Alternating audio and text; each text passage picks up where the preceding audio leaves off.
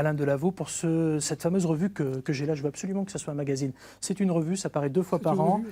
Alors pour l'instant, ça s'appelle Bourgogne Nature, mais très bientôt, ça sera Bourgogne-Franche-Comté C'est le dernier numéro que vous avez entre les mains qui s'appelle Bourgogne Nature. Voilà, j'allais sortir le carton jaune. Voilà. Super. Ne le sortez pas, le prochain, ça sera Bourgogne-Franche-Comté Nature. Mais vous aurez remarqué, je n'ai pas pris le carton rouge, donc vous restez avec nous pendant quelques minutes pour nous parler de ce bisannuel. Le but, c'est quoi? C'est la transmission des connaissances? Transmission des connaissances auprès d'un public le plus large possible, de scientifiques, mais aussi d'amateurs éclairés, de naturalistes. On n'est pas tous très éclairés, malgré tout, quand on voit la une. Oui. On se dit, tiens, il y a des forêts. Pourquoi des forêts? C'est un sujet important dans nos régions. Le Jura, le Morvan en particulier, illustre bien l'importance de la forêt dans notre grande région. Et puis, le sujet, c'est la forêt et les tourbières, c'est-à-dire ces milieux humides qu'on a longtemps négligés, qu'aujourd'hui on valorise, parce que d'un point de vue écologique, c'est un point important.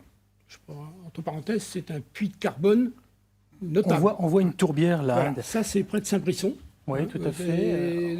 Et puis, la tourbière de Vernet, pour être très précis. Exactement, là, près de Saint-Brisson. Et donc, on les a, comment dirais-je, longtemps négligés.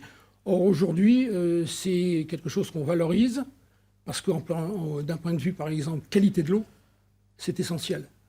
Et dans nos territoires protégés, la qualité de l'eau, il faut la conquérir. Elle n'est pas acquise. Mmh. Il y a d'autres tourbières qu'on aurait pu montrer. Il y a Fran dans le Doubs, etc. Oui. On va certainement en faire des jaloux. Mais c'est sûr, en Bourgogne-Franche-Comté, il faut protéger les tourbières. En plus, ça fait plaisir à notre invité qui était avec nous tout à l'heure et qui parlait d'espèces animales, parce qu'il y a effectivement les espèces végétales, mais il y a aussi l'écosystème, donc l'écosystème animal qu'il faut protéger. Et justement, à propos des animaux, moi, ce qui m'a beaucoup plu, je suis sûr que ça va vous intéresser aussi, ce sont les races bovines qu'on peut découvrir, les races bovines de Bourgogne-Franche-Comté. Parlez-moi de toutes ces vaches que l'on voit là et qui sont présentes en Bourgogne-Franche-Comté. On a voulu faire l'inventaire un petit peu de ce que l'on voyait. Parce qu'en fait, on a une idée, préconçue, c'est que dans certaines zones, on verra des vaches blanches charolaises, dans d'autres, dans le Jura, des vaches montbéliardes. Et on s'aperçoit qu'il y a une diversité bien plus importante sur nos territoires.